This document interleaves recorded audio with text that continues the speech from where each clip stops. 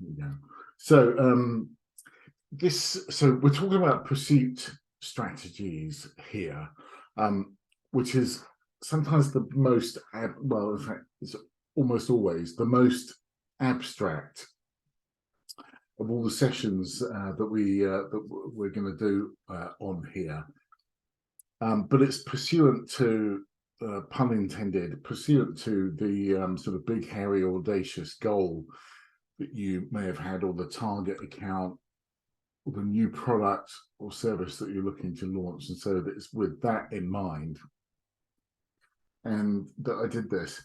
Although I must just tell you, as a bit of a caveat, I've done a new thing, which is sending out the external versions of these things, which I hope you got in advance. But I managed to overwrite. So what I do is take out my personal notes. I managed to overwrite the original version of this. So I'm going to do my darndest in remembering what the notes actually were as we got to go through, if that's okay. So please do challenge me on this, and it'll be a good way of staving off dementia and getting my brain moving as we kind of move forward, if that's okay. So I'm just going to go on a shared screen for a couple of things, but again, you know, although it's very small because of holidays and sickness and other things, chime in. This is not intended to be a lecture or laborious. Last week was great and week before actually was great because we had lots and lots of interaction. So let's kind of keep that going. And the goal of this is not to bombard you with content, is actually to create thoughts in your own mind about your own sort of respective businesses, and therefore that's the approach we should be kind of taking, if that's okay. So I will just go to shared screen because it's such a lovely photo that I've got first. Right, hang on a second. There we go.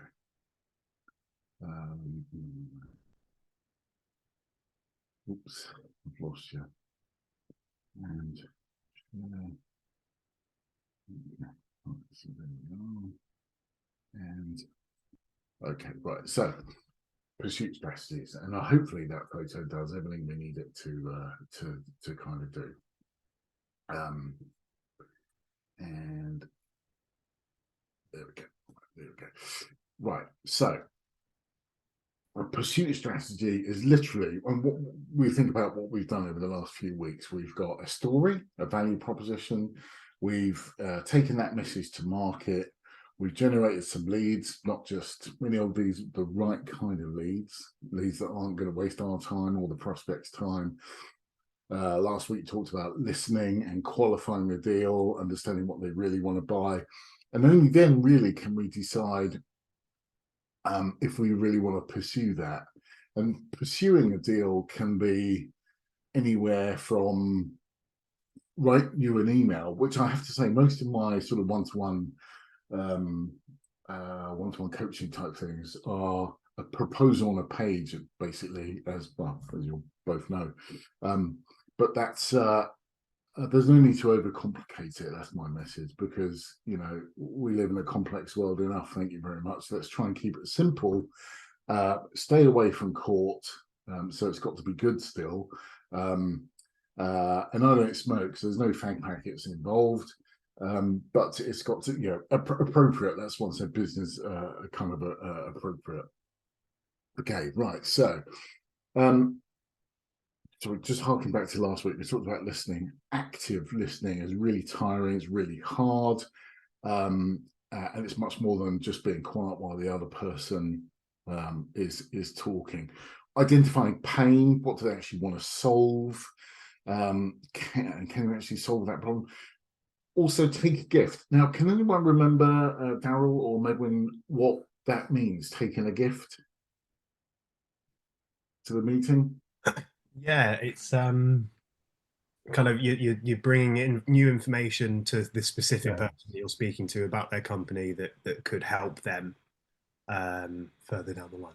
Yeah, it's not chocolate, it's not champagne. Those things are very good as a thank you, maybe, but taking a gift, that insight into it could be in their own organization, if they work for a large organization and not aware that something's going on, or it could be in the market and you've got a particular point of view on the market, something they didn't already know. And that makes you instantly valuable. And Daryl, especially in your line of business where you are engaging with the C-suite most of the time, you know, that sort of authority, if you like, on what's happening in their market and the pitfalls they might be going through. Really, really important. Your authority, Midwin, and Matobo's authority is on you really know how to deliver your training in the most cost-effective way, and that's what your authority is. As far as I can make out, that's how your authority works with me. And that stamp of authority is particular in the local authority kind of market. And you may be thinking that you want to break out from that and win different sectors. Anyway, that's taking a gift. What about monetizing? Did that resonate at all? Sort of talking about how much it's going to cost us not to do the project. Yeah, monetizing. I talked about a sickness absence project I worked on. You know, we reduced it from I think 8 to 5.6. Average salary times 2.7 days a year, etc., etc. So it's costing. That's the benefit that they got, but actually it's costing 8 days times however many workers times 30,000 a year. It's costing a lot of money not to fix that, and that gives them sufficient incentive.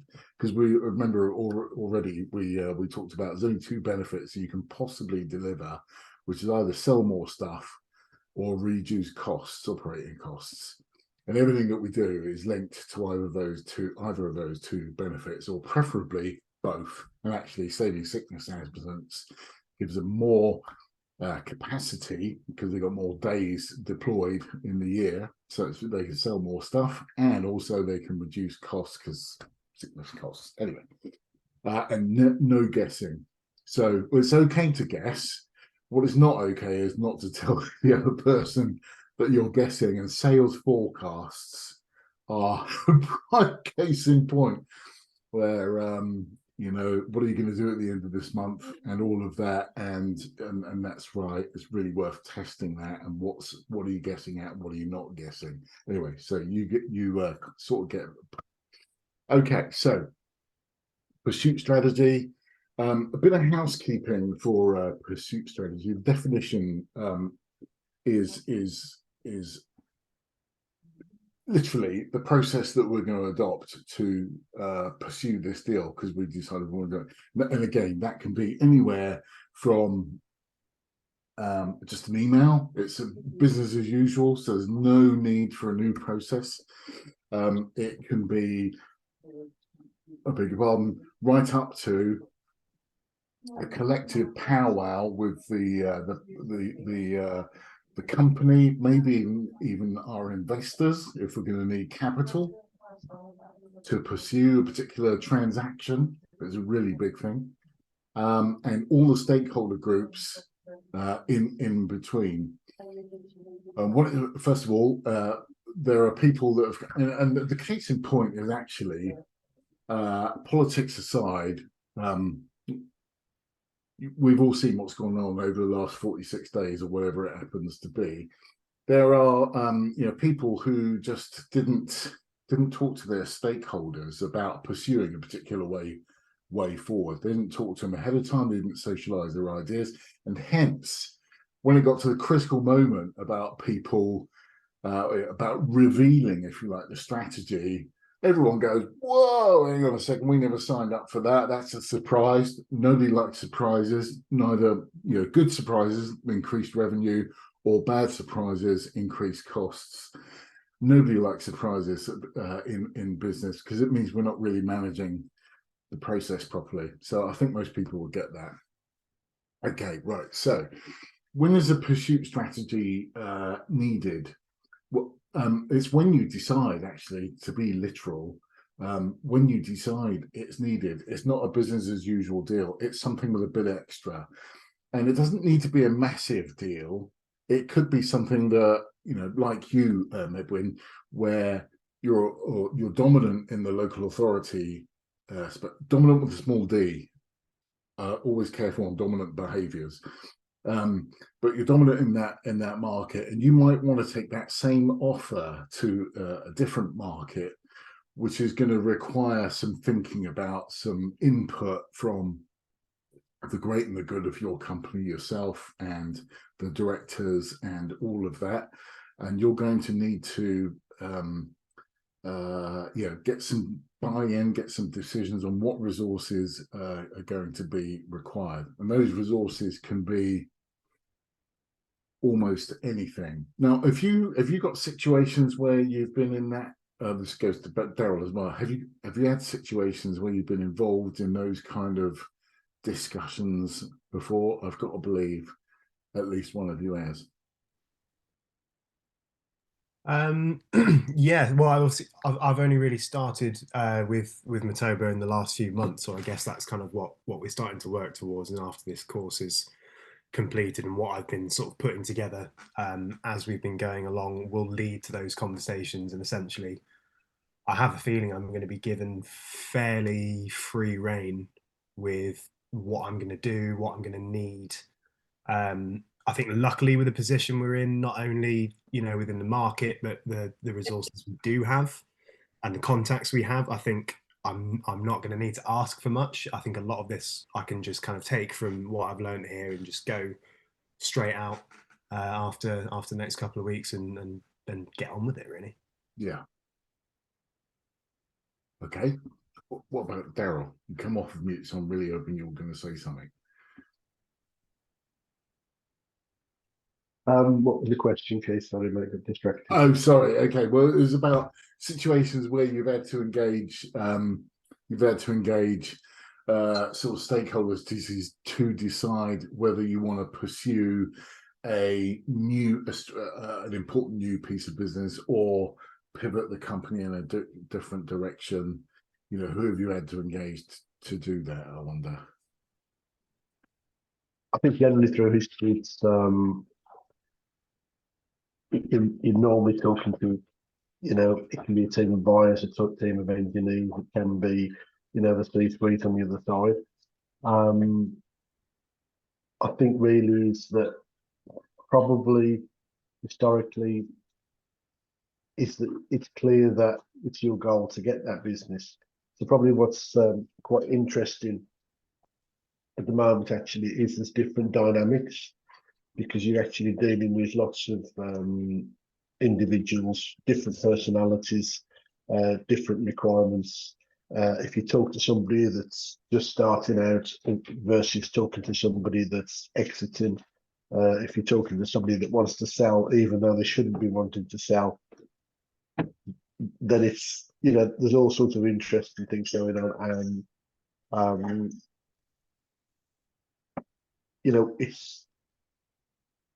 that's a good example, really, I think, in terms of selling versus exit planning, is that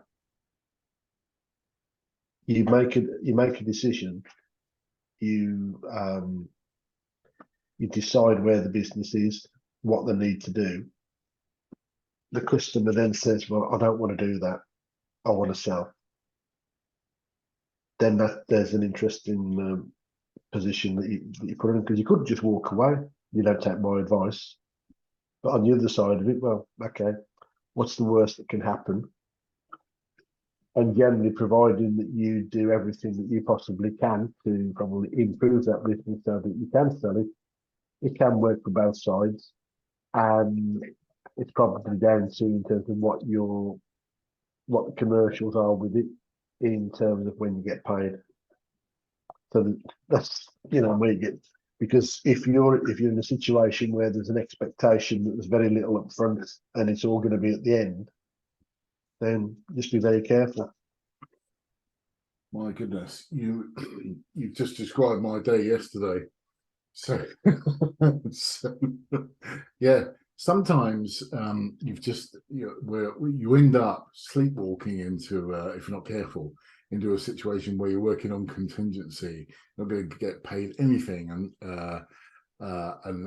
until right at the end, and then it's a go or no go thing, so you may not get paid at all. And the important thing is that everyone knows what the game is. First of all, that's this is what we're shooting for, and everyone's really clear on that, so that you can get, because everyone's got competing agenda, personal agendas, professional agendas.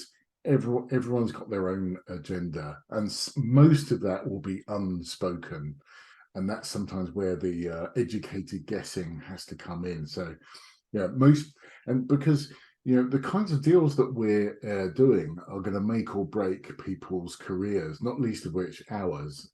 So that's probably number one, but closely followed by people that you want to do business with for the rest of our professional lives. We want those reputations intact, that we are that trusted advisor, not just for the role those people are currently at, but where they might be in 3, 4, 5 years' time. So those relationships are portable, I believe, because relationships are between people, not necessarily just between companies. So if someone really trusts you, let's say a local authority, Medwin, that you've implemented a solution for them and they go to work for another local authority, as often happens, and they just know, Medwin, I can just trust Medwin's company to do this stuff. That's a really important thing. And similarly with you, Daryl, you've known loads of people over the years that you can just go talk to, pick up relationships and take them forward. So that's really important to understand what everyone wants out of the deal. So and so those deals don't have to be particularly big, but there's some sort of significance about them other than just business as usual, so change in sector or otherwise. Okay, so when but typically for most of the businesses I sort of speak to, they would have a bar at anything over 100k is something where we need to put more resource into it and identify. But also, so the assumptions required are that you actually want to go after it. When all's said and done, you've done your Dragon's Den pitch to the investors or your co-directors or whatever it is. Everyone says, yes, we want to do this. And we may not formally draw up a budget, but we need to know what resources we're going to need to put into it, which can vary between, it's going to be a few days of Medwin's time or your director's time, Medwin, maybe even the bank, if you want the bank to provide some sort of liquidity in taking your deal forward, right up to a deal I did with where my client was Vodafone. We had to buy an Indian offshoring operation. It was an absolute, as part of the deal, it's $380 million, but that was part of the deal, and that's why we had to have lots of people lined up, not least of which were the great and the good of EDS, but the banks as well, because it was quite a material deal. And the point is, the process is pretty similar. There are more people involved when there's more at stake, but or more money involved, but the process is pretty similar. And the agenda, identifying everyone's agenda, is important as well. Okay, so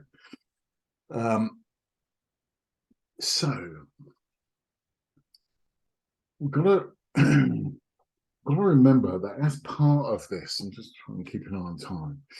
As part of this, you're coming in with a big, hairy, audacious goal. I'd like you to take 1 minute, based on what we've been talking about so far, and while we're in this zone, I'd like you to take a minute to think about that one account or that one opportunity that you're working on, which is going to require a pursuit strategy, to think about who you're going to talk to and what you're going to talk to them about and what the message is. I'm just going to leave it very silent for a minute, and I'm even going to put it on timer just to make sure. And then I'm going to come back and ask. So thinking about this account and what our strategy is to achieve what you need to do to do. to win. Cool. You're going to need to talk to internally, externally, etc. If you want longer than a minute, we can have longer than a minute. But I'll give it a minute and see how we go.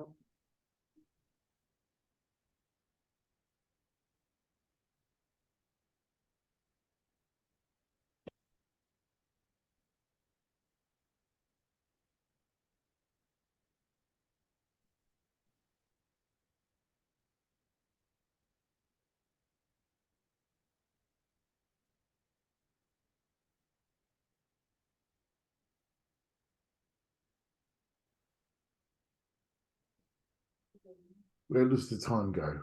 I don't know if that was enough time. Okay.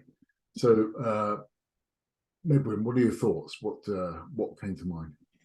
So straight off the bat, first thing that came. So if I'm thinking, obviously, as we know, we're wanting to sort of push further north into Scotland, but you know, when a few years ago, when my parents were looking at doing that with Wales, the thing that's now happened is that the Welsh government have got on board. So I think that um, for me, a nice little goal, I guess, would be to do a similar thing and kind of target the whole of the Scottish local authorities at once. Well, not necessarily at once, but eventually having them all together. So the biggest thing for that is always managing to find the right person to speak to, and actually managing to get through to them, getting them to engage. So you know, DPOs, data protection officers, are always our best people to try and get in contact with. But I think for me to what I've noticed from just sort of being accounts manager and looking after other clients that we have, to get people to engage, you kind of have to blow them away a little bit, because otherwise I'm just another bloke that's providing them with another set of training that their staff have to do. Um, Luckily, we have a connection that I'm going to try and, I don't want to use the word exploit, but kind of use. It's a Scottish events campus who work with quite a few of the local authorities around Scotland. So what I want to try and do is find a gift before I even speak to them, and straight off the bat, this is what I have. I think it's important that we discuss this. Let's set up a time to have a conversation, get to know each other, and see how we can kind of help each other out. That sounds fantastic. Now, I certainly like the gift aspect where you're bringing something. I also, I think the words you used we're going to have to blow them away. I get that. And so, does that mean you've got to excite them or disturb them? So, I always, as a person in general, I'm a big fan of honesty. I'm not a big fan of aggressive salespeople. You know, when I was in Morocco, I experienced a lot of that, and I find it just absolutely, you know, tiring. And we have it in the UK as well. It just happens to be people in suits rather than people just selling carpets in the street, you know. But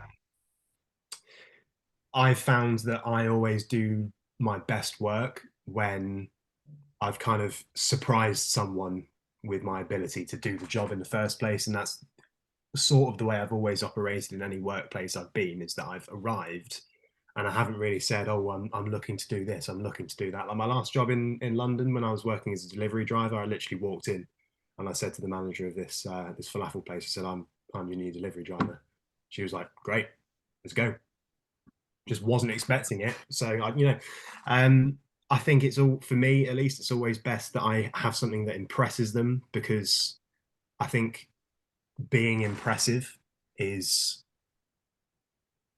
better than being disturbing. I don't want to kind of nudge someone. I want to put my arm around them and say, "Hi, let's have some fun. Let's do some business," you know? Yeah. So yeah, that's my goal, is to be the person they want to come and speak to, not the person that they have to come and speak to when they need help with something.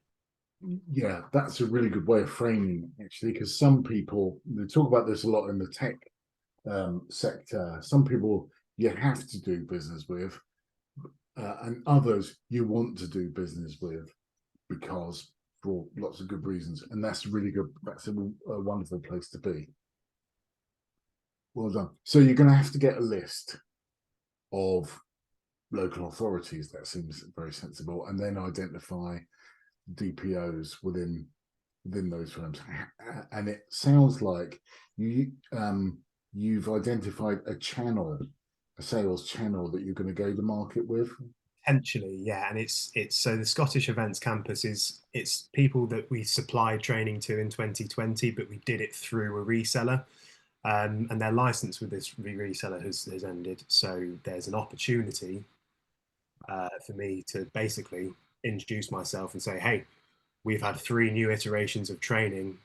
It's sparkly and new and it's fantastic, cheaper than it was. Do you want to give it a go? Let's see if this relationship works." And then through that, I'm hoping I can say, can I have your what's the word I'm looking for? Not like a review, but like a stamp of approval. Yeah.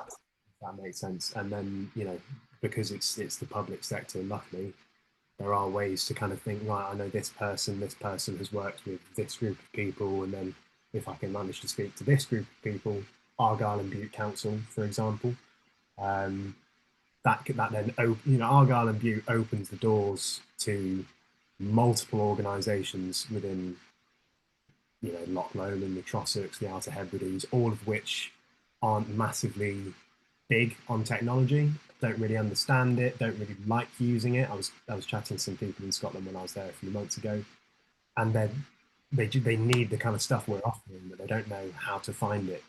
So I need to find them. So they could be an influential. You win that one account, and then lots of, almost like dominoes, all the rest fall in line. I'm hoping so. Yeah. And if not, that's absolutely fine. I need to do my research a bit more on it first. Okay. That's my hope. Yeah. Yeah, I mean, it's a good hope. How might you test that? So to give kind of like a timeline of how people come into the fold and start to work with us, we have initial contact, we have discussions about what's required, what they actually have to have, what's required for compliance, and then what they would like. We do have more than one product, so once we kind of get people started, they get their account going, and their learners start doing the courses, the noise around the setup is always pretty. So it's great when people come on board, but after that, it's usually pretty much radio silence for the rest of the year until they want to renew.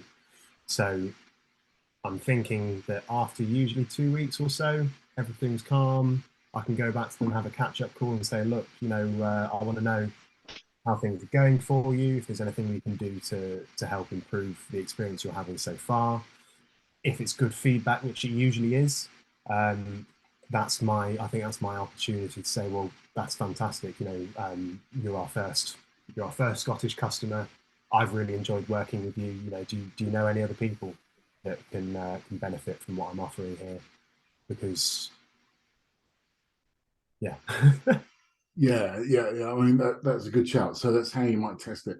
But also, you talked about referrals, which is fantastic because there will be a network of local authority, sort of mandatory training type people, DPOs, things like that. It's fantastic. But also, and this talks about, that would be the best possible result and but also perhaps the minimum acceptable result is that we would love to get some sort of testimony from you, some sort of either written, or would you consider making a video with us? They might have to get permission to do that, but if you're acting in good faith for that sector, then I think they'd certainly be up for that. So we spent some time talking about that. Daryl, have you got any thoughts on that, or Yeah, I thought that there's a lot of good points there, quite interesting, and I suppose really it's a case that, especially with your first new customer in an area, it's about how do you convert them into an advocate, really, isn't it? So, and then before you know it, as you say, from the out that they are introducing to people, and then it's just hopefully makes life very easy, because I think key thing that I think Medwin picked in, it's about being yourself. I think sometimes if you think overthink things, you need to be clear in terms of what you're delivering, who you are, and what your relationship needs to be, and how to ensure that people understand your credibility in the marketplace. Yeah. So in terms of, I was, when you frame the question, if I think about my existing customers and I think about prospects that I'm going to be talking to over the next few days, I think on the one hand, that I have to say they're very much business as usual, and so I don't think so. All I've got to do is, should we say, my normal preparation. I think the key word with all of this and pursued strategies, whatever you want to call it, it's about being prepared to meet the person that you're going to talk to. Try and find out enough information so that you have an enjoyable meeting and you're able to sort of represent your product or services in the best way. I think then, so going on from that, probably if we do look to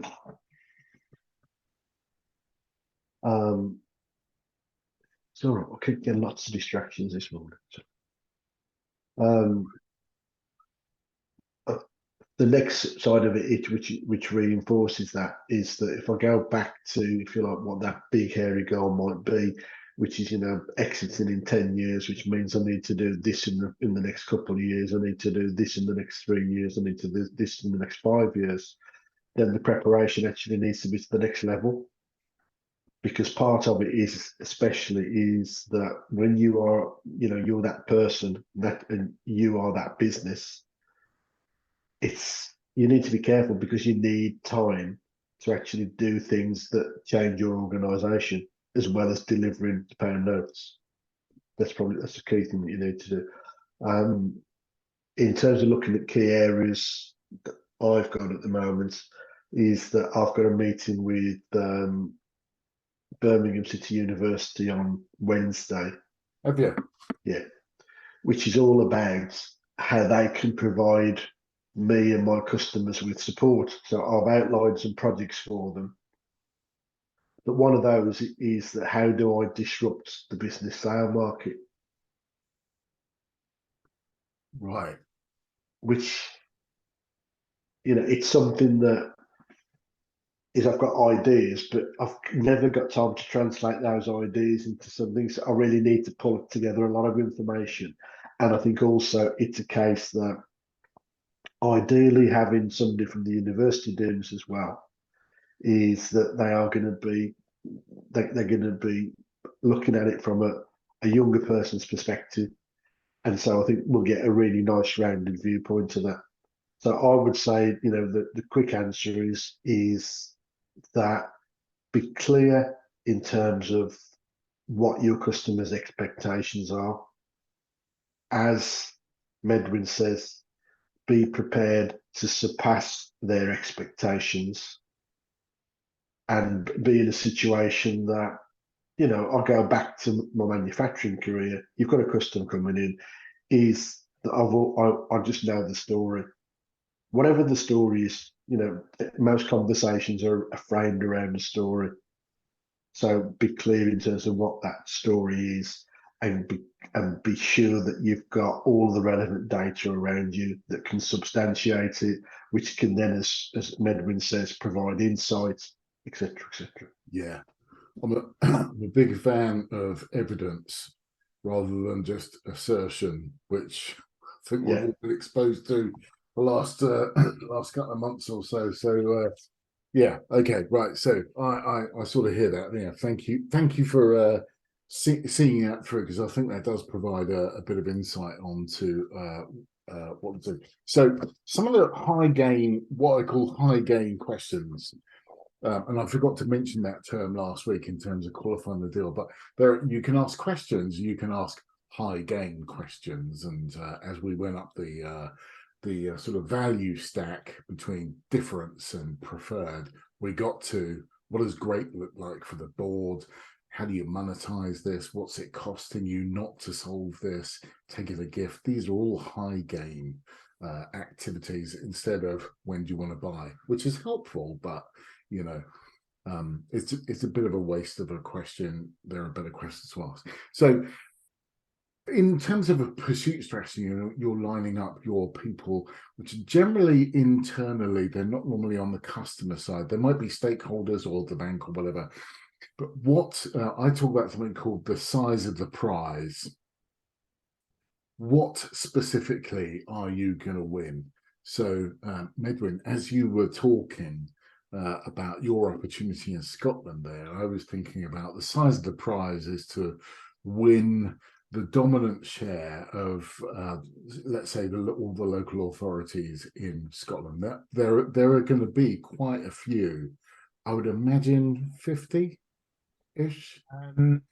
Yeah, I mean, so they'll obviously there'll be all of the county councils, and Yes. then within county councils they'll have all of their city councils, and then parish, Yeah. and it all trickles down. I think the goal for anyone that does any kind of training like we do, that's compulsory for organisations like this, the beautiful end of the tunnel is always national procurement, which luckily for us has happened in Wales. So where we previously had separate accounts for tons of separate organisations, anyone that is connected to the Welsh government now has to do our training, which is why we provide it in colloquial Welsh. It's why we managed to get the Welsh NHS on board as well. Yeah. It's very hard to achieve that. Luckily, the Welsh government is very good at kind of carving their own path,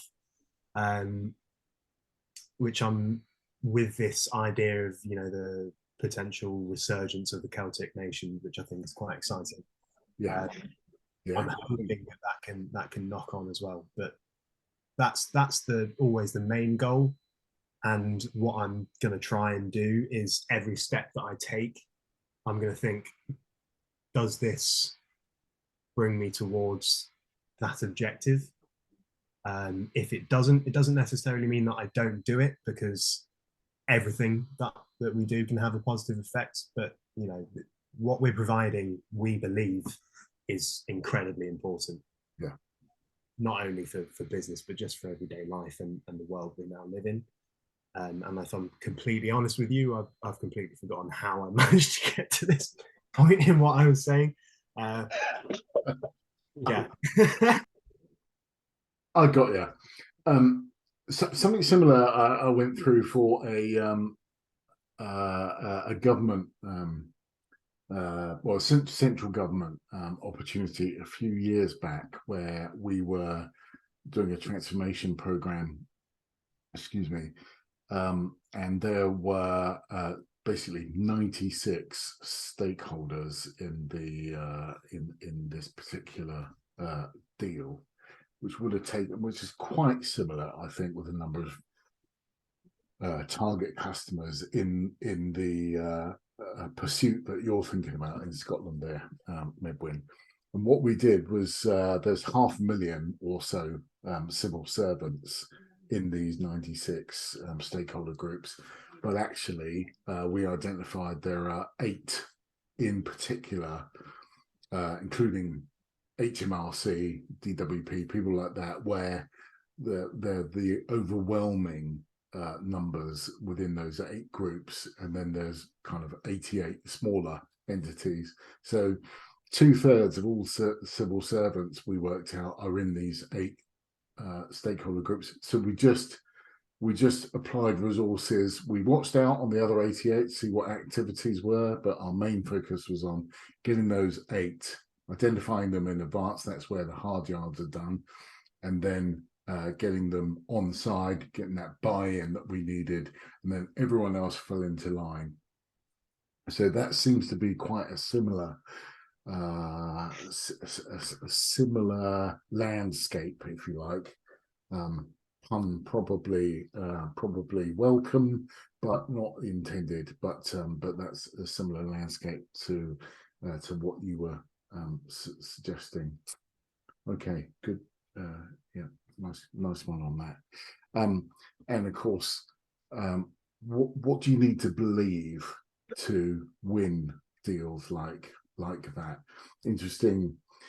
If all the stars lined up, what would the conditions need to be in order, or need to appear to you in order to believe that you could be successful? Have you thought about that, or have we already covered that, do you think?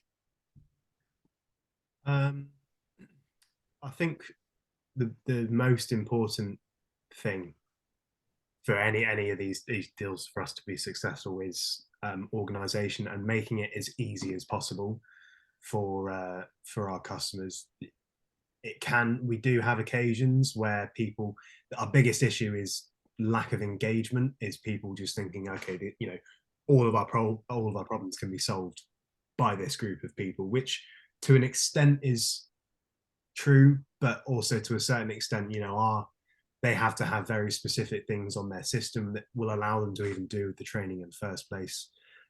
So organization and clarity are our biggest 2 things, and what I'm pushing for essentially is straight off the bat, when we start a new deal with someone, is I want to have every single bit of information I'm going to need for this account within the first meeting that I have with them. But currently, the way these things are happening is that because of the kind of people we're working with, we have this meeting and it's like, cool, this is what we're going to do. Let's get set up. We'll set up another meeting in a few weeks once you've talked to your people, I spoke to my people. And, it's great and it works. But what I've noticed is that people, and the reason that people aren't engaged is because they're not interested. So I need to interest them. I need to, like I said, I need to blow them away. I need to impress them and say, it is critical that if this project is going to work, that we are on the same page for everything. It's transparent. There's no bullshit, essentially. And I just need to make sure that your journey is as smooth as possible. And for that to happen, I need to know A, B, C, D, E, bang, done. We're all sorted. We're all happy. So you're almost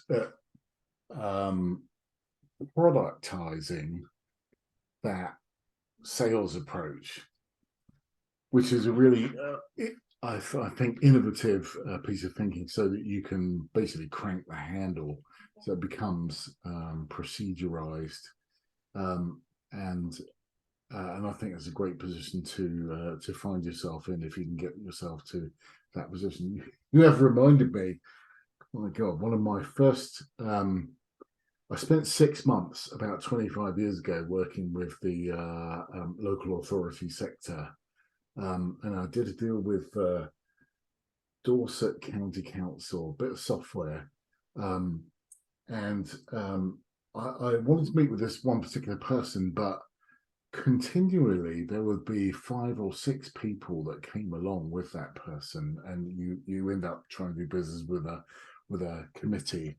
And I asked this guy, who was a really nice guy, he said, I asked this guy a question, how come everyone comes with you? He said, it's very simple, Keith. He said, we can't have tea and biscuits unless there's a minimum of 8 people in the meeting. Which I thought was refreshingly honest. And that probably tells you lots of what you need to know. But I have to say, they've improved immensely since then. Not that particular, well, I don't know about that particular account, but the sector has improved immensely since then. But I mean, Yeah, some things have improved, but some things actually probably spookily similar. But anyway, that's what you're potentially up against, private sector versus public sector type of mindset, if you like. That might be a little unfair, but you know, truth is the truth hurts sometimes, doesn't it? Okay, all right. So, what do you need to do with Win? We talked about that. Just going to my eyes. Yeah, okay. So I want to talk about in not just in your deal, but actually these people can be both in the what I call the client side, the people that are actually going to give you money to buy your product, but they can also be in your camp as well, in your organization or in your sort of what I call your internal stakeholders. The idea of sponsors and sorry, get rid of that. Sponsors and detractors. And sponsors are people that are very pro your solution or what you're trying to do. And they can be in your own company. It might be your chief executive. It might be your line manager. I know. Well, in these particular two cases, not so. In Rachel's, if you're watching this on playback, absolutely your line manager, Rachel, and maybe right up to the head of the business school, which I think is Mark Freeman, and others. They could be your sponsors. They could be very pro what you're trying to do. But, and I can't remember which prime minister said this was, but you'll also have detractors. Not everyone will want you to be successful. Some of those detractors are obviously going to be your competition.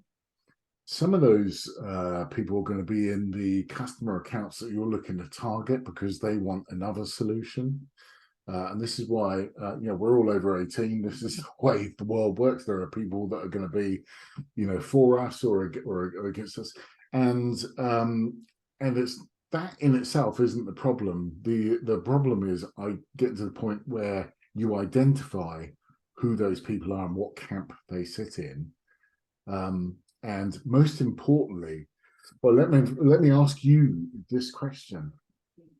And I want to make sure I ask it in the right way. But how would you get to identify who the most powerful person was? Let's say in the target customer. How do you identify who the most powerful person might be? Is it the person that can say yes? Or is it a person who says no? Is this specific to me or Daryl or Both. Daryl? After you? Sorry. Yeah, I recognize that might be a little unfair. Well, I have an idea in my head, but I'm also aware that I've kind of taken a lot of the breathing air in this meeting, so I don't want to take too much away from Daryl. You're so generous. Daryl, do you want me to repeat the question? No, I think with me is that obviously it's a case that I know who I'm talking to before I go into that meeting. Typically, is that I'm just doing some very basic checks in terms of who are you. So typically it's going to be the person will be a shareholder in the business. That's normally the situation that I find myself in. So before the meeting, I find out how many of the shareholders there are in the business, who else really do I need to be speaking to, and obviously that's part of that introductory conversation you're going to have when you arrive at the meeting. Yeah. So tomorrow I'm going in to see manufacturing business, which sounds to be quite an interesting dynamic. Insofar as the person I'm meeting he's just been promoted to chairman. His father-in-law has recently stepped down, and so he's given the extra responsibilities to his son-in-law. And I think there's a few things going on with now the remainder of the board saying, who's this chap over here? and he needs to earn his little stripes and whatever. So that one will be quite an interesting dynamic, I think. Typically, whether I go through history, is that, you know, it's going to be the decision maker where it can be. Sometimes when you're talking with a very large corporate, as you know, is that you'll get to the decision maker in terms of who's going to be making, you know, your case probably in an internal discussion. So if I'm working with, let's say, Cummins engines or something like that, Yeah. I will have had a meeting and gone through our proposal with, you know, their key operations guy, their key engineering, and their key buyer, and then basically between those, you know, there's a hopefully at least an agreement in principle that providing nothing untoward, then we'll go ahead with this. But they will go back and they'll make a presentation to the final decision makers. But where I am today is typically I'm talking to that decision maker. That's a good shout. That's a really good shout. Medwin, did that? I recognise you're at the beginning of your career, and that might be slightly unfair, but I have to say I wouldn't have minded knowing the answer to this question 30, 40 years ago. Yeah, I mean, it is. Yeah, it's useful hearing sort of context from you know, other people that are doing this. Obviously, me and Daryl aren't necessarily in the same industry, but in many ways, this all fits together, and finding the most important person, well, not the most important person, finding the person that's going to basically make or break a deal can be very difficult. And, you know, I think a lot of the time when I say, you know, I need to speak to a DPO, that is the case because they are the decision maker and they're the people that will eventually say yes or no. But a lot of power is held by anyone that's involved with the journey that goes into getting into that meeting in the first place, whether that's the receptionist, whether that's you know, people working directly beneath the DPOs, their assistants, their you know, literally anyone that's involved has the power. Like I think it was last week we were speaking about how important it is to make good connections with people at every level, whether it's at the top with the DPO or the person who's literally on the door. You know, I say the door, you know, the person who's picking up the phone, because that if they like you, that's a sponsor, right? Yeah.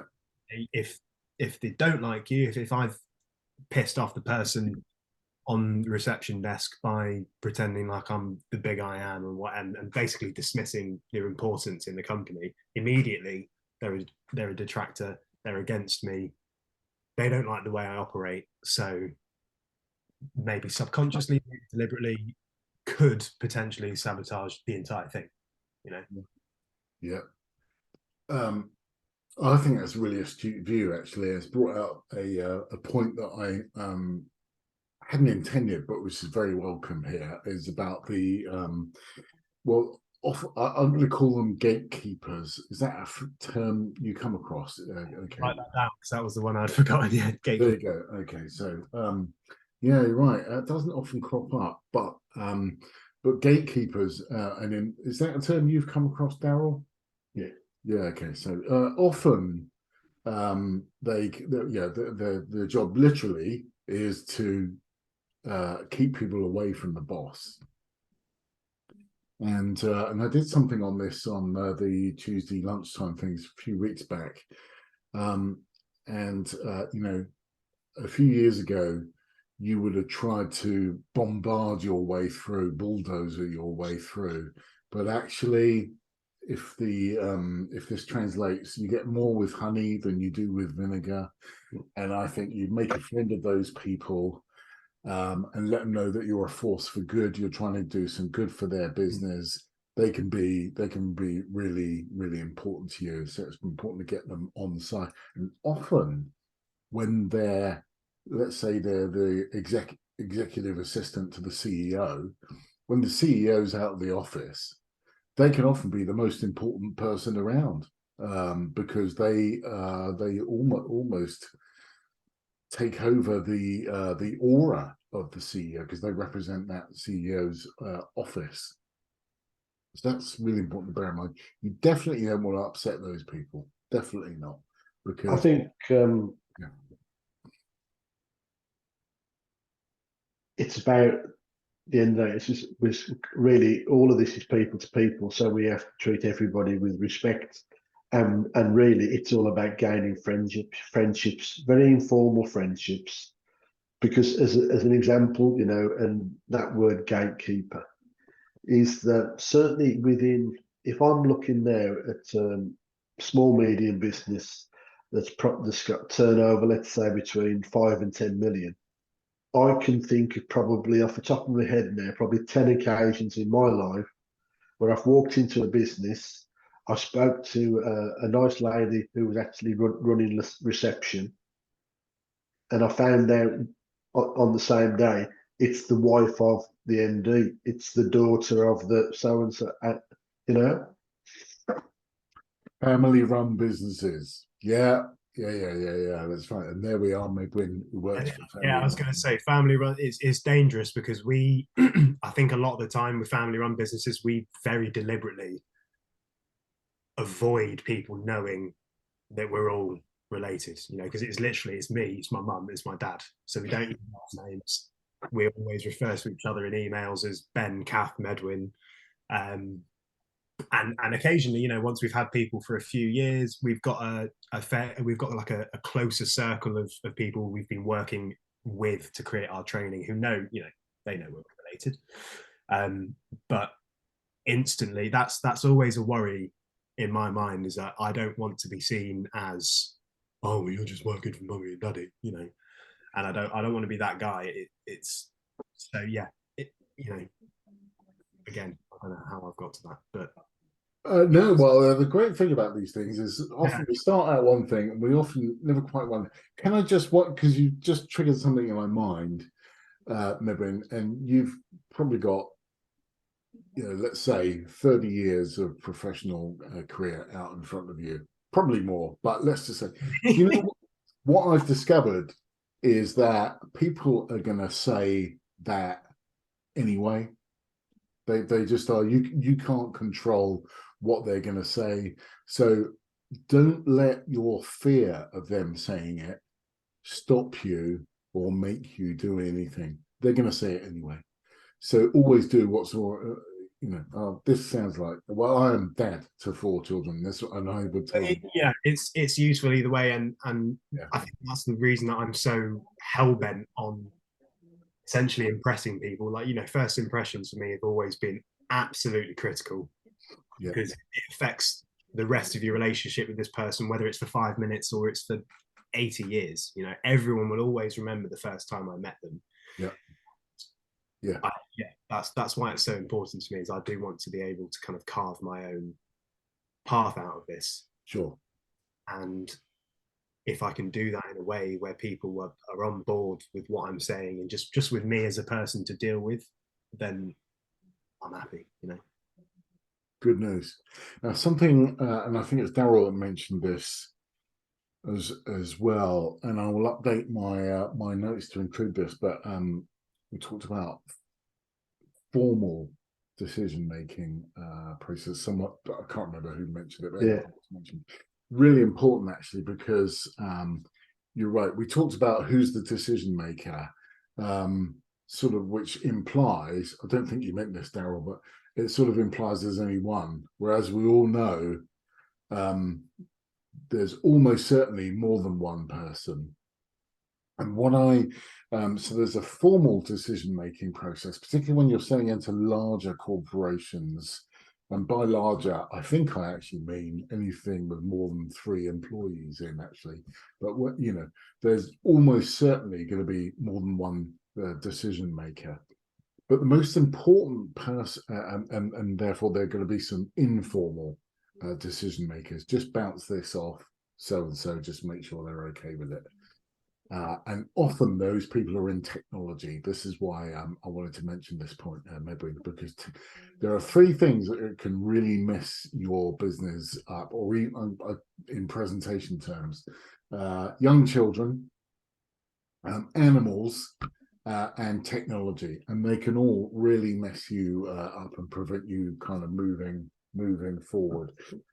So that's why technology, often the decision makers over this technology or that technology, often those decisions are actually taken lower down the organization, but they're just as important, almost disproportionately more important in a decision making process than I don't know, if you were trying to do something else, some sort of major transformation where the decision makers are all in the C-suite, and it's almost easier to cover a smaller number of people in the C-suite than it is a load of people in technology and finance and all of that. So informal decision makers, but the most powerful people are often, in fact, I would hesitate to say most of the time, not the people that can say yes, but someone who can say no and actually bring it all to a shuddering halt, who actually has the authority and the political uh, gravitas, is that the right political They've got the respect of, you know, I think really it's a good example of that is that, so I'm running a manufacturing business. yeah. We decided it's a really good idea to really do a bit of a digital transformation. We're going to really look in terms of all of our communication streams. We're going to look at ERP. We're going to also embrace possibly augmented reality, AI, all of this sort of thing. I'm in that situation where I know the top level. I've got an understanding in terms of what the outcomes are, but in terms of the, you know, what is, should we say, the most available of the latest technology, what's going to be easy to work with, what's going to be really user friendly. I'm going to talk to probably 3 or 4 people in the organisation that are at that working level that really understand, you know, their technology, where it works for them and when it doesn't work for them. And part of what's going to happen is that some of these people will sit in the meeting with whoever's going to tender, and you know, really the final decision making process will be outside of that meeting, you know, going through sort of, you know, thinking of the strengths, opportunities, what doesn't work, does it, you know, what's their criteria, do they fulfill it all? And it becomes, as you say, very much a team decision. Yeah. That, you know, what I'm doing is I'm just rubber stamping it. I'm asking the right questions. I'm getting confidence in terms of it's going to work. And so probably when I make the final decision to the supplier, it's the case that, you know, it's a very much a framed response based upon these are the things that they are going to deliver, which again are very black and white. So that as you go through the launch plan, everybody's clear in terms of where they should be, and that things are on target or not, as the case may be. Absolutely. That's a really good point. Really good point around making sure that everyone is on side and knowing who, especially at the working level, at the operational level. Yeah. Okay. Good point. Okay. So I'm just looking at the time. 1 second. Is this a good time for me to? Can we take a 5-minute break and have a stretch, and I'll get a refill of coffee? Is that okay? So it's 40. See you back here at 45. Fantastic. Thank you very much. See you in a bit.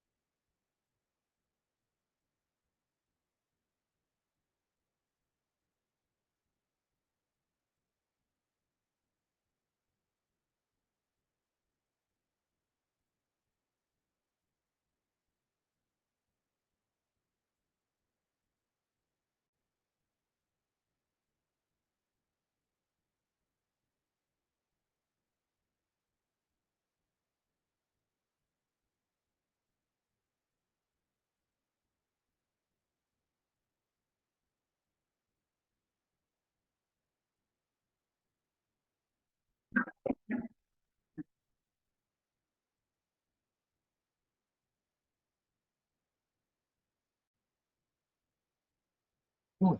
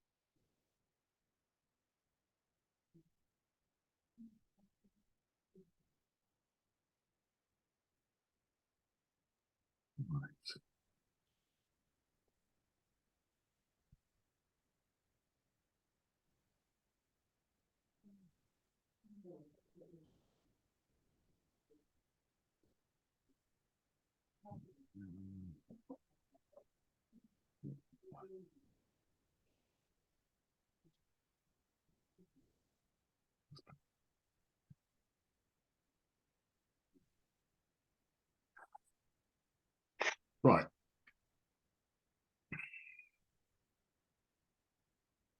There's a lot of quite useful slides out there in this pack. I'm just looking through them now. They might be in a slightly different order, but I'm having to be flexible.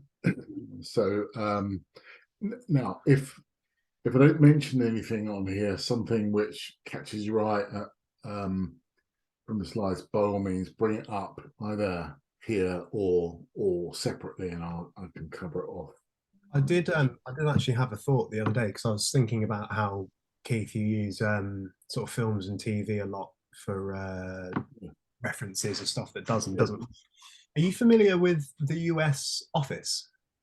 Do you know I'm not? No. I No. think there's I know, you know, I don't know if it's I don't know if you're into that kind of mockumentary style comedy thing, but it's hugely based around sales. And Michael Scott is the character who's played by Is it Steve Carell?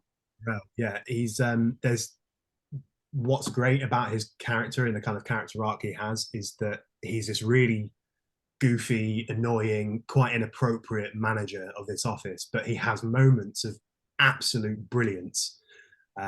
For example, he has this Rolodex thing for every client he's ever had. He has their name, the name of their partner, the name of their children, a couple of interesting facts, and the reason that he's able to keep creating, new connections and keep people on board despite him being just a bit of an idiot is the fact that he is amazing with his customer service, which I've a lot of the way I think about the way I want to do things strangely has stemmed from that. So I have actually started rewatching it it recently, and if I can find some moments that could be useful, I'll send you some. No, please do. And in fact, it's Some just really great stuff. you've intrigued me enough to think I might give it a watch. I found I watched one or two of the UK. Is this the David Brent character? So Ricky Gervais, obviously the UK one didn't get much traction. It didn't do very well. I think it's because at the time it would have been more appreciated in America and kind of twisted for the American comedy, I guess. It does have a very dry kind of British twang to it, which I think is why it's done so well here too. It's available on Netflix. If you do fancy watching it, I'd say watch it from the beginning. But where it really starts getting interesting in terms of stuff that can be used and applied in real life, I think is probably season 2 onwards is where it started to find its voice. But yeah, I'll send you some stuff through because I think there's some great examples of things that are definitely good things to do, and then there's some really good examples of how not to do things as well. Well, and often they're just as important. Yeah. And I've written a few things the last few weeks about how not to manage stakeholders, and we've all seen that play out for real life because this stuff really matters. And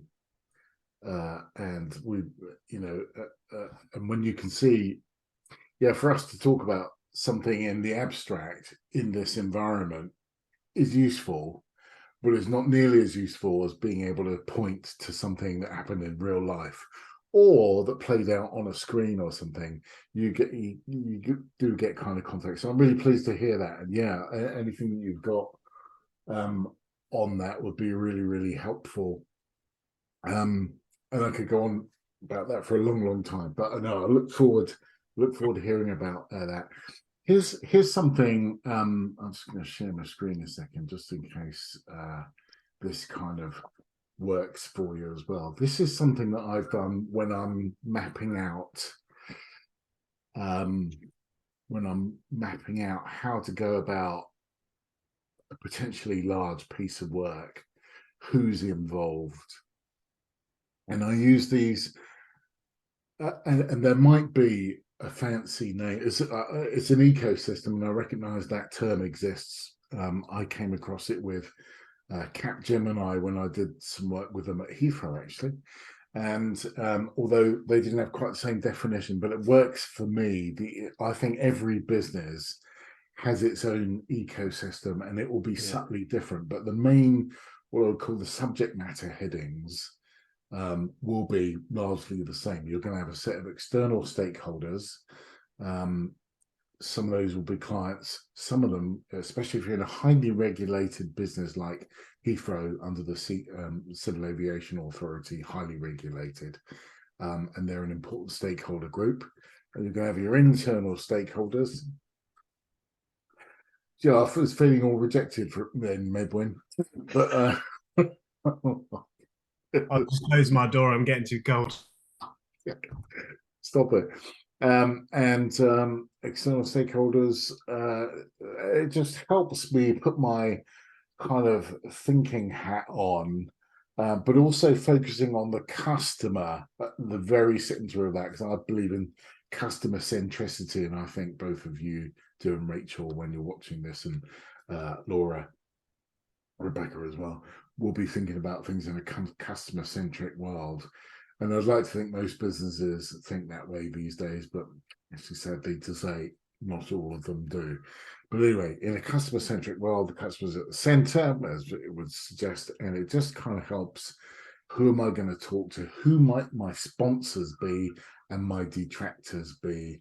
And the word I was looking for earlier that I couldn't quite think is political power, because that is often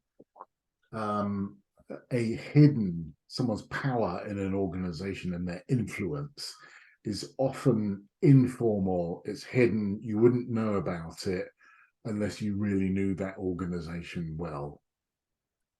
And I hope I've made that kind of point. Anyway, this helps me put my different things in. So on several deals that I've worked on, shareholders, there's nothing like when you've got a customer whose share price is in the toilet, should we say, as the telecoms straight after the dot bomb, as it became known. I'm going back 20 years, and there'll be a similar one for the financial crash and the volatility of the markets right here, right now, Medwin as well. But when it came down to the telecoms businesses, there was, completely forgotten where I was going with that. Sorry about that. 1 second. Telecoms. It'll come back to me. Sorry. Anyway, so yeah, there was loads of people involved. Sorry. Telecoms share price. There's nothing like a share price that's in the toilet. Who cares most about that? Shareholders. And shareholders can be employees, but most of the time they're going to be institutional shareholders. And secondarily, all of our pensions are wrapped up in these institutional shareholders. But if you can go to an institutional shareholder and say, I've got a proposition for your asset, Vodafone in this instance, this is called public information now, so I'm not giving anything away. But if you can go to them with, we've got something, we're known to you, we're good at this stuff, and we can really help Vodafone improve its share price, then you just know that those people are really powerful, and they're going to go straight to the CFO, who's really important in a big firm like that, and say, what are you doing about this? They may not promote my company, but they absolutely will have the conversation, and it can be a really chastening conversation, whoever's on the end of that, to say, what are you doing about the cost of your IT? What are you doing about this? And so even though I couldn't get into, I did it eventually, out Andy Halford's office, we got a list of the top 10 shareholders, which you can get from Companies House probably, or Experian in this instance. Got a list of the top 10 shareholders. Who do we know? So that was, and I worked for a big company at the time, but nowadays you could go to LinkedIn and you could find your way there within about 3 phone calls. Who do we know? Who can we talk to? What's the message? And all of that. And that's a really exciting place to be, where you're really making stuff happen.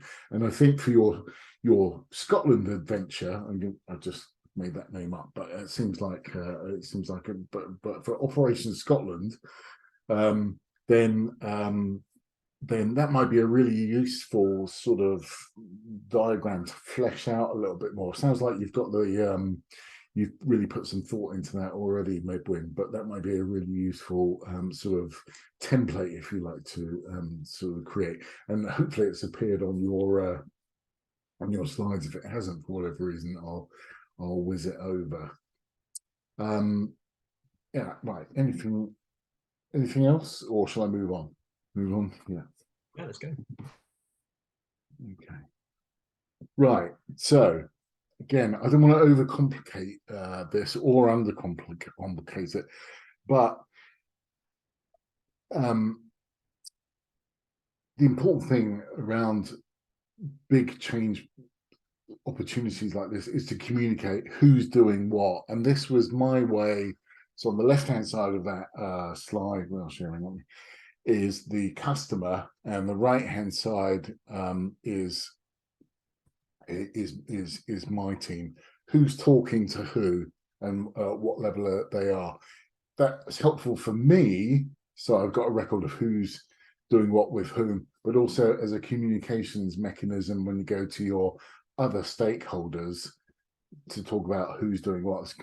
I call it a relationship map, and it seems to sort of work well.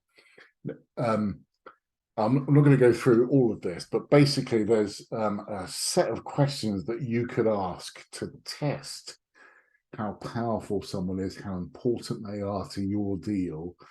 And then it comes back to you with a score, and it tells you whether they're a supporter or a detractor. Red is danger, they're a detractor. And this was my opening, by the way. This is the thing I did from Vodafone. It's a million years. It's accurate at the time of doing it, but it's not going to cause their share price to go anywhere at the moment. So I'm comfortable disclosing this. But that's what I had to work with. And when I sat down with the guy from procurement when I first started, I called for this guy who's a good mate of mine now, Rob Lees. He I went to reception. I'm here to see Rob. Rob wouldn't even take me to a meeting room. He didn't know me at the time. He knew my company, and he sat down with me, didn't buy me a coffee or anything like that. Rob, he won't get to watch this. This is just for us. He said, "Let me tell you why I hate your company." And so this is a pictorial representation of what I had. Now, luckily, with these larger deals, it's not just about Rob. So I had to find out a way to work with him, but also around and all of those other things. And it's possible, but it takes intellectual rigor and having lots of people on side prepared to make calls on your behalf and all of that. That's all I'm going to say about that, unless you have any questions. But it's really important that you identify who's gonna make a positive contribution for you. Okay, right, that's more of the same. So okay, right. So on these are takeaways. I haven't been through everything just yet. Actually, let's go back, because I think that is going to be helpful. Now that I've set that ecosystem map out for you, and we've got, in Midwin's case, Operation Scotland. In Daryl's case, you're going to have a program, or the Birmingham City University opportunity. I don't know what you're going to call that. I always had sort of code names for my projects just to make them more interesting to some people. Let's have a look at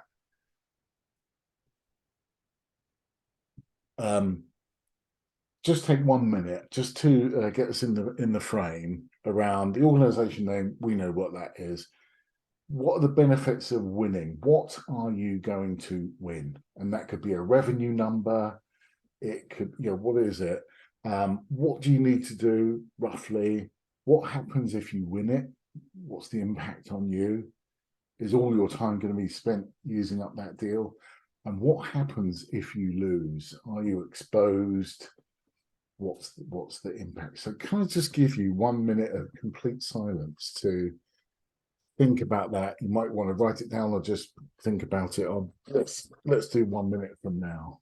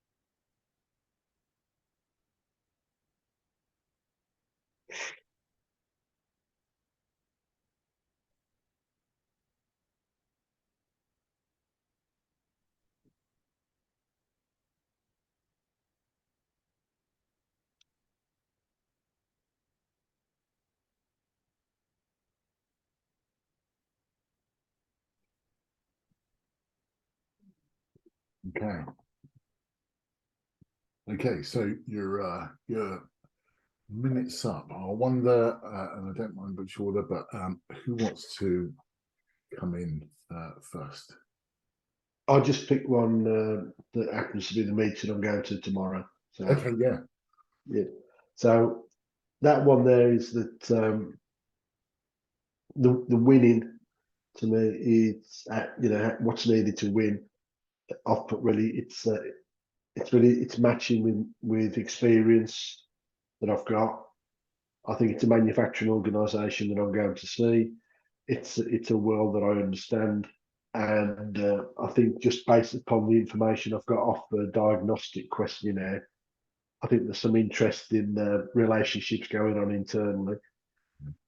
So I suppose really where I get to with this one, it's that you always want to go in and walk away now that you got more paid work, but actually in this case it might be a case that there's still more listening to do.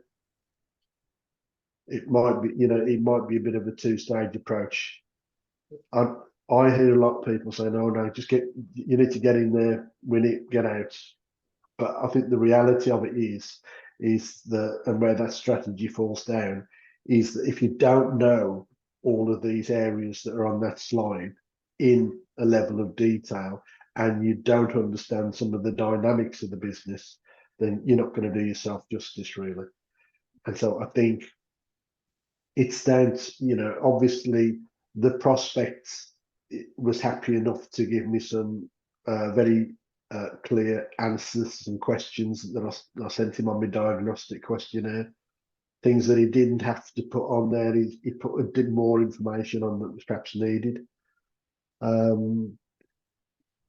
So in terms of what's needed, in this case, it is down to credibility, case studies, and it's going to be a little bit more about in terms of, well, okay, what have you done in similar circumstances?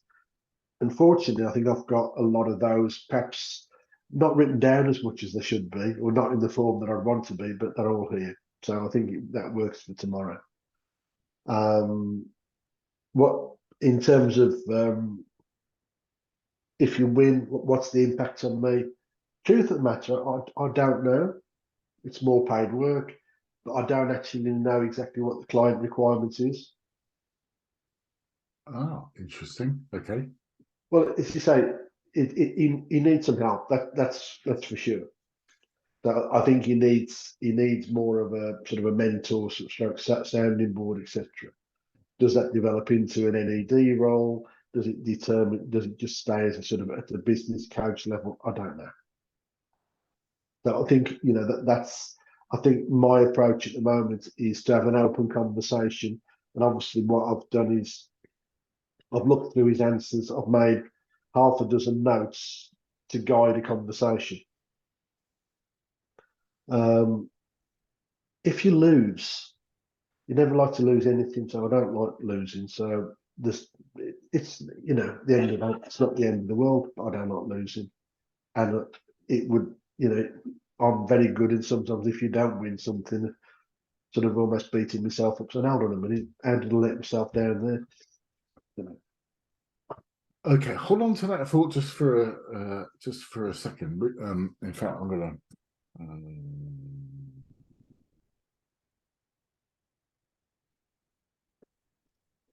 Midwin, what are your thoughts, if any? So when I was, would you be able to put the thing back up? Yeah, of course. Yeah.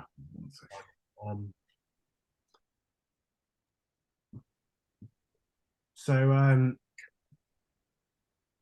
I've also organisation name. We've got Scottish Events Campus. Benefits of winning, obviously, any revenue that comes in. So £2 times however many people are being trained. Another benefit being, potentially open doors. What's needed, as I said earlier, wowing people. Really big focus on support. I think it's important that our clients feel like if they have questions, if they have issues, they can come to me and I can solve it relatively quickly, or I can tell them how they need to be able to solve it relatively quickly. I'm pretty proud of the fact that my email response time on the majority of work days is within half an hour. Wow. does cause issues when the average response time for people that are emailing me is about 2 weeks, which means, you know, it's like there's an issue, it needs sorting really quickly, and I'm like, cool, that's how we sort it. And then 2 weeks go by, and you know, it's 2 weeks of work have gone by, and it's all gone out the window. But yeah, so what's also needed with that is the organization that I spoke about, and my ability to be like, right, this is what's going on as of this date. I'm going to add to this when I know what's going on next. What if I win? If I win, again, potential open doors. For me personally, you know, a lot of this is about me being able to start building a career, building a portfolio of work that I've done. What if I lose? Again, on a personal note, I think, you know, losing, failure, we all have to learn somehow. Personally, some of the best lessons I've ever had in my life is by causing something pretty disastrous and then having to learn very quickly from it. So, you know, losing, I'm trying to have a more positive outlook on just everything in general. So a loss doesn't necessarily have to be a loss. It can just be a lesson, which can become something that I can win, you know. Preferably I don't lose, but there we go. Yeah, that's kind of my, if I'm looking 1 through to 5 there, that's my thought process. Yeah. You know, luckily we're in a position where if we lose, I'm still going to be able to feed myself, you know. So yeah, I hear that, and thank you for your candor on that. What if I win? Really important. Now, the bit I asked you, Darryl, hang on to about losing is yeah, sometimes it's not all about do you win or do you lose. I think if you, I think the thing I was looking to get to was, did you learn anything going through the process? What would you do different next time? These are healthy lessons. These are healthy processes to go through next time. Even if you win, actually, what did we learn? And if you lose, doubly important, I think. What do we learn? What will we do differently next time? What conditions are we looking out for? So even if you lose, okay, you may not get the revenue from that deal, but if you get learning and wisdom, if you like, about your business and your market, that, you know, that's a good thing. You haven't lost everything. So, but it's really good to have some cash and some wisdom as well. So you don't want to be the poorest wise person in the world, but although I'm sure some people will be happy with that, but there's a balance, isn't there? So when I was with a disaster recovery company, an IT disaster recovery company, we built what would be called recovery sites. We would have a separate building, quite eerie to go into because there's no one in there, but it's an office. So just in case people can't get into their trading rooms on Canary Wharf or City of London or wherever it is, for whatever reason, you know, terrorist incident, but there's normally something much more mundane, like there's no running water. Somebody's, you know, builder has burst a pipe or something. If you haven't got any running water into a building, you're not allowed to have employees there. So they would come to our site and they would start trading. Well, anyway, we lost this deal with Hambros Bank, which is part of someone else now. We found out why we lost, and I actually went to the debrief. So I would encourage you, if you are offered a chance of a debrief with the customer, I would always take it up, because again, it's a relationship. You got a chance to rebuild and come back and fight another day. So I would always take that up. And we weren't loads. We learnt loads from that, and I can't remember what the learnings was. They were quite technical and in depth, so which isn't really my forte. But we built that learning into our next project, which we won. and that formed the template for and we became known as a high quality trading room disaster recovery provider in the City of London. So we used that learning, and so that was the major point. So really good. Thank you for bearing with that process. Any other thoughts on that point? Good. Well, not I good. think it is a good sort of preparation slide, really. Just Yeah. so that you just make sure you have got all of the bases covered. Actually, it reminds me a lot of what Laurie, if Laurie is watching this, hello, was what she was saying last week. Is that before she has, I think she said it was 5 minutes before she goes into a meeting, she's sitting down, just having to think, like, what am I doing here? What am I going to achieve? How is this going to help me? How am I going to help them? You know, even just as an exercise, just to get yourself in a headspace for a meeting, or to have a conversation with someone. Like, you know, all of us have bad days, and we wake up and we're like, oh, not in the mood. You know, not all the time, but I think the ability to know yourself as a salesperson, or, you know, whatever the role becomes, to be able to put your thoughts into sections and actually, you know, take a step back from it and think, what is this going to do for me? I think is really helpful. And just you know, whether that's in professional life or personal life, it's always good to reflect for you, as well as you reflect after. That in itself is a very good point. Somebody once said the best management book you'll ever read is the one you write yourself. I think it was Henry Mintzberg said something like that.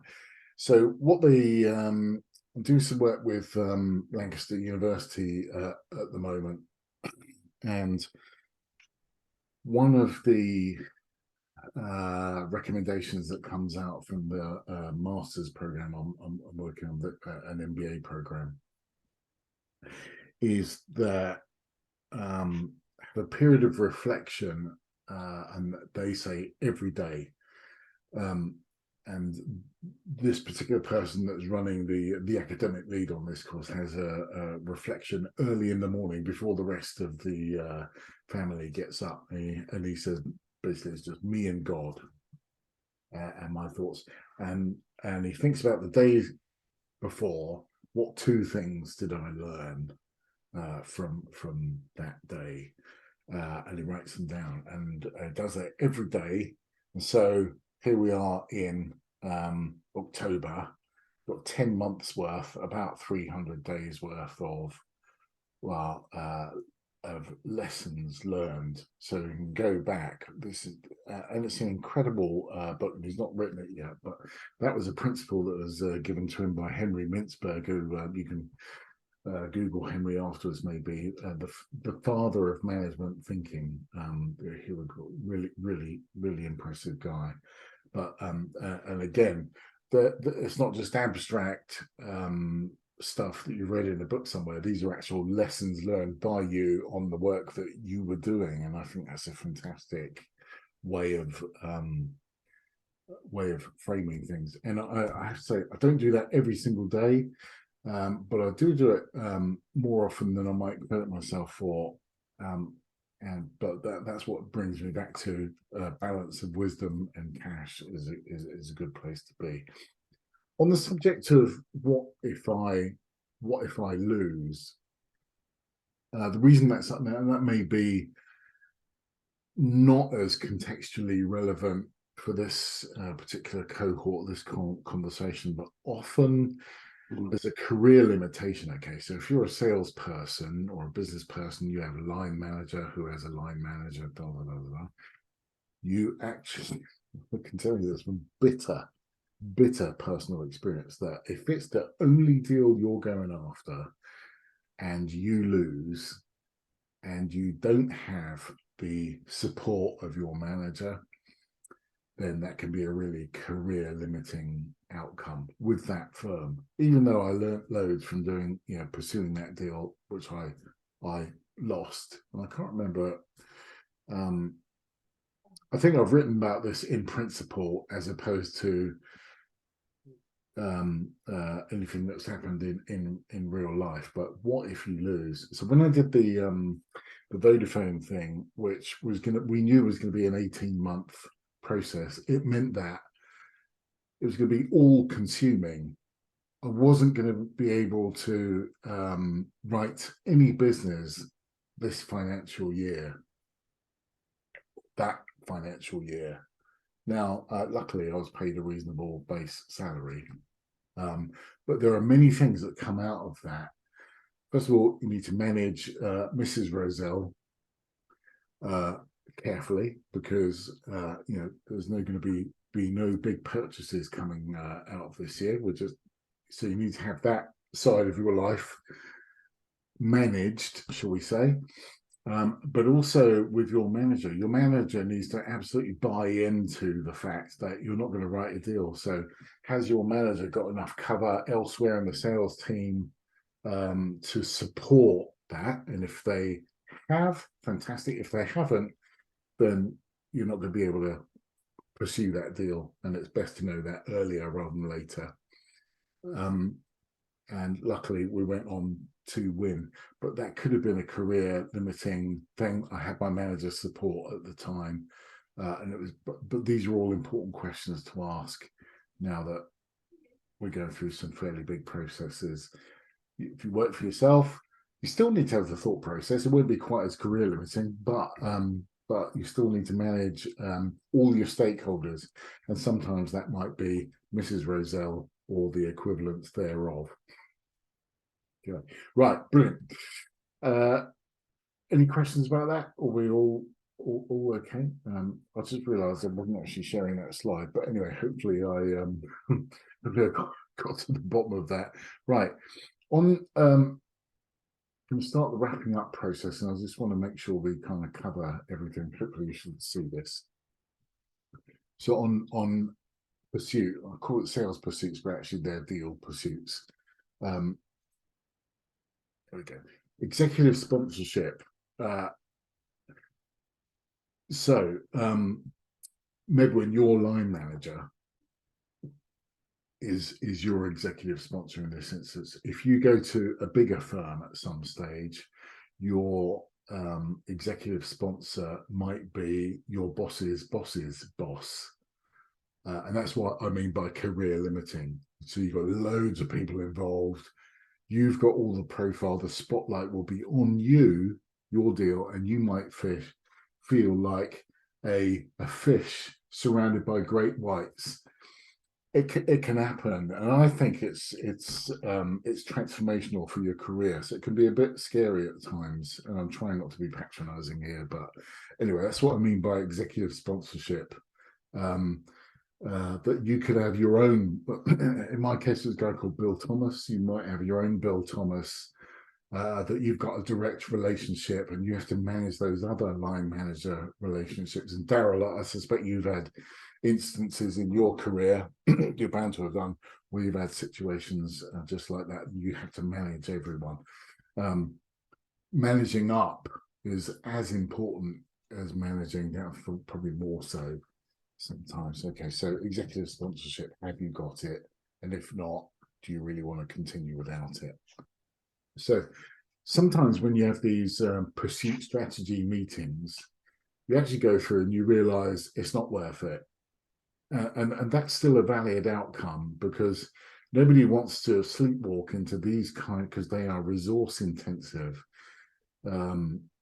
Nobody wants to sleepwalk into this and lose and come out with nothing. You've got to purposefully go after these things. So that's why the size of the prize. I remember pursuing quite a large deal. Sometimes it would have been a large deal in the company I was working for. We used to sell help desk software, and the average size deal somewhere between $10,000 and $20,000 as it was at the time. That would have been a business as usual type deal. Excuse me. I don't know how I got a hold of this deal, but I cold call HP to get my help desk software into HP, and they said, actually, we've got someone looking at this in our San Francisco or Palo Alto headquarters. And anyway, so bearing in mind 10-20,000 was the average size deal. HP were looking at a $4 million budget to do all of their offices. Now, because I was so early in my career, frankly, immature, not a developed person at all, I was all really excited. 4 million, I can look at what I can buy with all of that. Totally naive. My boss, fortunately, was a very clever chap. He said, Keith, that's really, really, really exciting.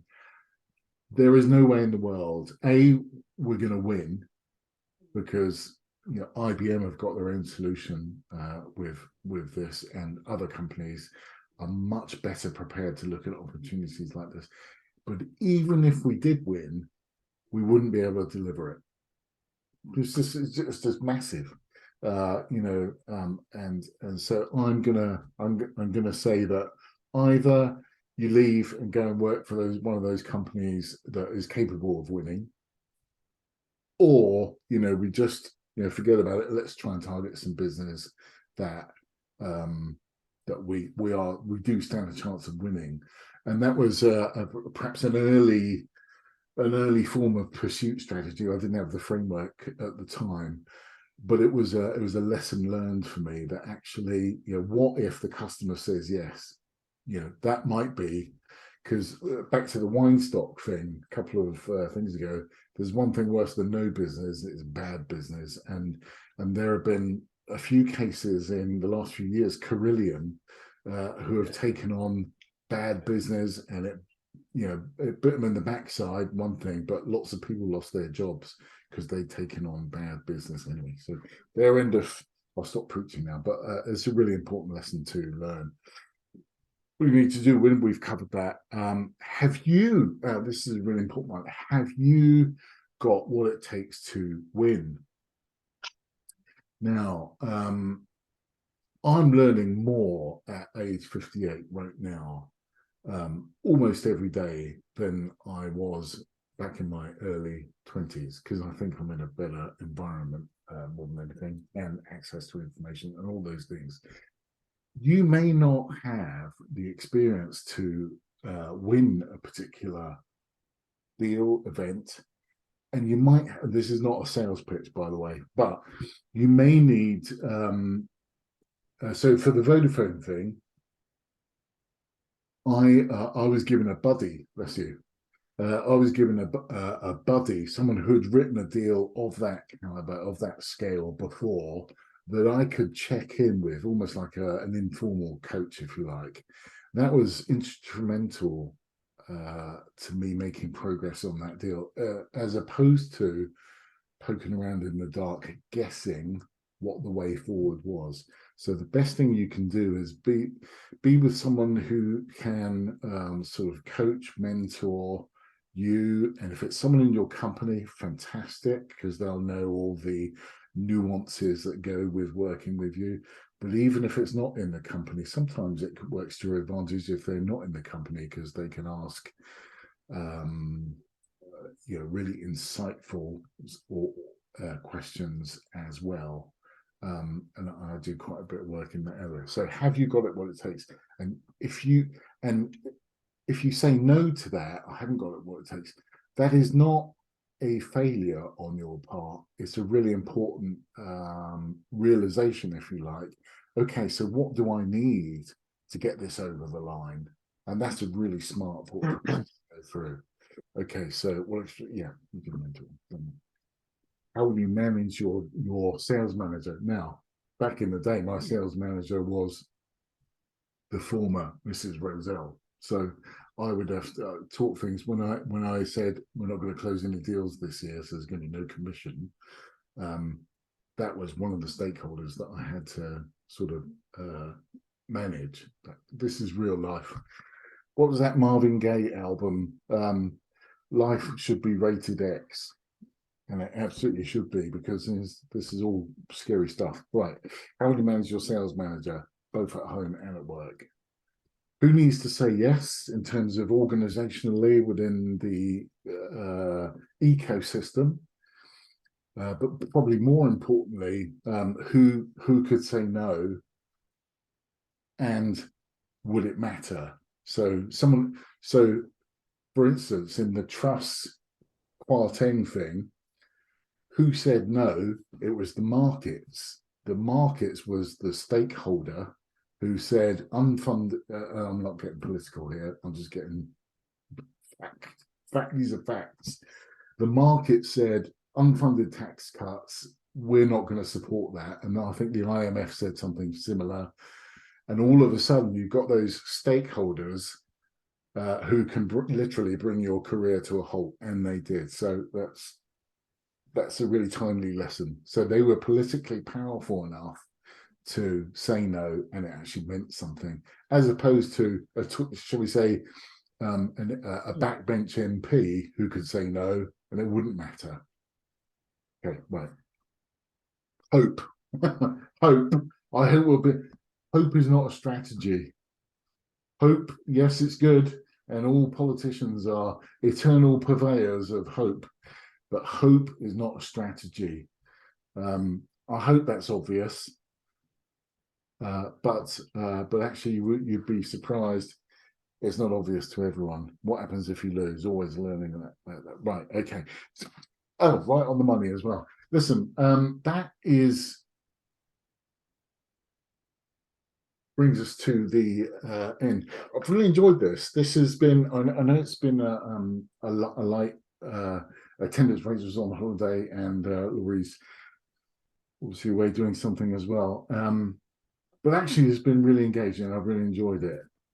And I hope it's been thought-provoking, if nothing else, about what you're doing, especially with you if you've got a meeting tomorrow. It sounds like it's really timely, Daryl. So fantastic about that. I'll get the recording to you, excuse me, sometime in the next day or so. And next week, number 6, the penultimate one, we're going to be talking about negotiating and closing, which is it's going to be good fun. I'm going to try and break out a video as an example. It's probably going to come from Breaking Bad this time. So maybe when it sounds like you know that program. Daryl, do you know that program, Breaking Bad? No. Oh, it's listen, if you don't think that is the best TV box set ever made, I'm afraid we can't be friends. I have a slightly different opinion on the best box set ever made, but okay, go on, I'm all ears. I'm a massive Game of Thrones fan, so that's always. But I've got to say, I was almost against watching Breaking Bad for years, because I'm the kind of person where if enough people tell me to do something, I'm just like, well, the rebel in you. And then I actually tried it. I was like, oh my days, this is good. Yeah. Well, actually, my badge of honor is I've never seen one episode of Game of Thrones. Yeah, that was the same for me with Breaking Bad. But yeah, there you go. Right. So, well, I'll make sure I get back to the agenda then. But okay, listen, great pleasure again. I'm going to stop recording just now.